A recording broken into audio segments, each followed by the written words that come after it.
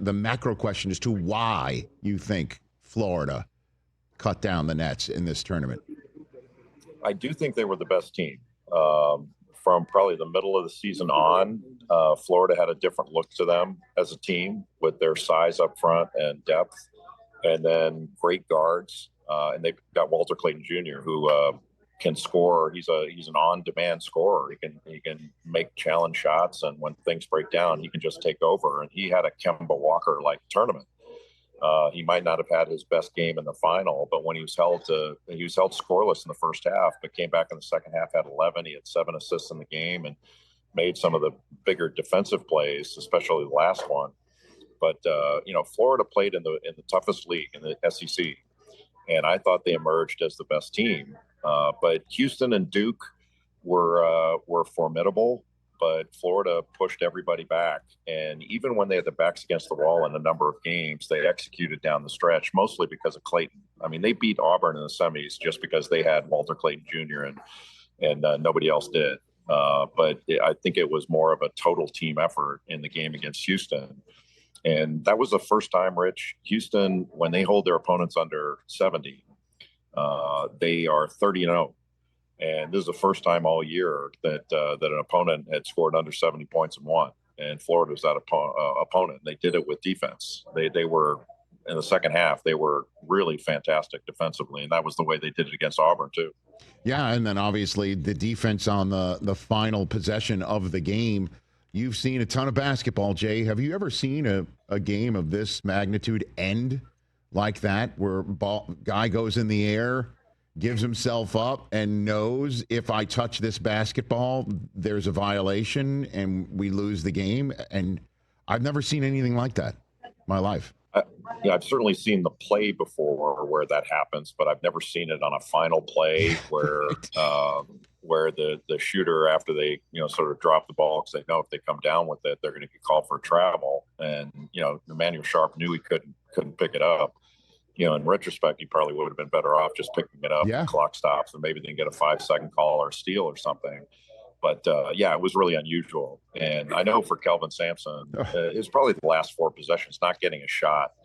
When you don't get a shot up and you turn it over, certainly you don't get a chance for an offensive rebound. You don't get a chance to get fouled. And I think the disappointing thing is they were only down 2 points, and both teams were in the double bonus. I thought they were going to try to drive it and get into the paint, and then if you draw help and in a rotation, you can kick it out for an open 3. But you have to give credit to Florida. I mean, Houston started that out on the right side of the floor, and Florida switched out.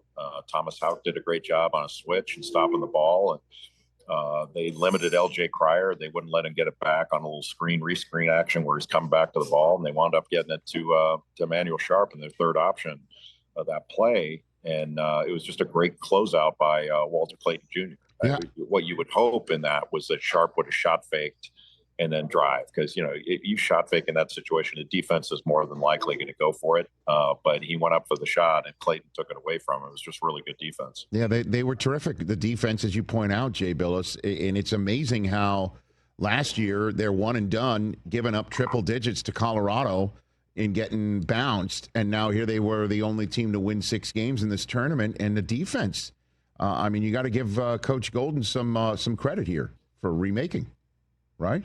That's really a good point, because last year when they lost to Colorado, they were probably ranked in the 90s nationally in defensive efficiency. But, that's kind of the value of having players that you get to come back. Florida didn't have a lot of 5-star recruits out of high school.